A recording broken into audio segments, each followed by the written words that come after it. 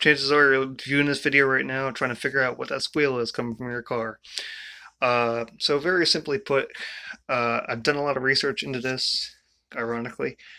Uh, I looked up on many forums.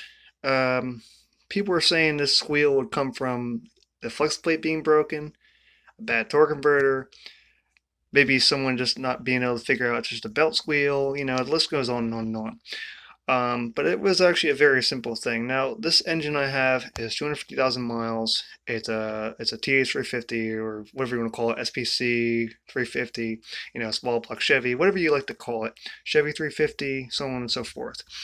Um, Now, the issue was, it's a starter mode. This is the old starter, by the way. I got a new starter, if that wasn't apparent already.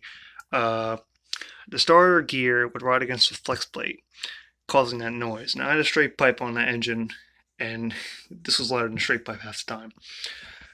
So what I ended up doing is I pulled the starter off and put a new one on. I got the starter for like $50. It was relatively easy to put on as well. You could do it in like maybe like 2 hours on a nice day. Just put the ramps underneath the car and jack it up. It's a relatively easy process. The hardest part was just taking off the exhaust, and that was really it, and just trying to figure out washers to fit because the new starter was a bit smaller than this, but relatively easy process, relatively easy fix. Stops it your car from sounding like a bird sanctuary.